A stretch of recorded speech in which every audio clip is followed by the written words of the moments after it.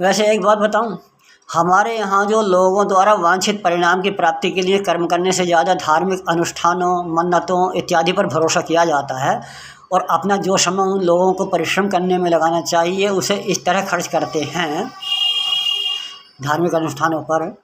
तो इसका एक कारण हमारे यहाँ की शासन व्यवस्था भी है, क्योंकि हमारे देश के लोग जानते भी हैं और मानते भी हैं कि कितना भी परिश्रम कर लें, परिणाम मिलने में यहाँ की प्रशासनिक व्यवस्था ज़रूर रोड़ अटकाएगी, ज़रूर बाधा डालेगी। इससे बचाव का रास्ता बस ईश्वर ही है, वही कुछ कर सकता है। इसलिए ईश्वर के नाम पर ही कुछ कर्म कांड किया जाए, उसको राजी करने के लिए कुछ टोटका किया जाए, तभी वांछित परिणाम मिल सकेगा। वास्तव में यहाँ कोई भी सरकारी कार्य बिना रिश्वत के या बिना किसी सिफारिश के होना आसान है ही नहीं। आपके द्वारा यदि कोई ऐसा कार्य किया जा रहा है जिसमें सरकारी स्वीकृति या अन्य किसी सहयोग की आवश्यकता है, तो उस ईमानदारी से किए गए परिणाम का उचित परिणाम या सफलता अधिकांशतः तभी संभव है जब आप सरकारी बेईमान लोगों को रिझा लेंगे, उनको खुश कर लेंगे।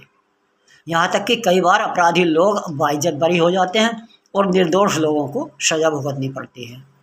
क्यों?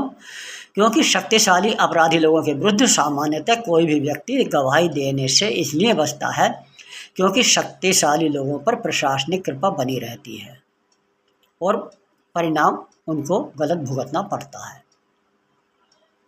यदि हमारे देश की प्रशासनिक व्यवस्था को चुस्त दुरुस्त कर दिया जाए तो लोग अपनी मेहनत का परिणाम ईमानदारी से पा सकेंगे।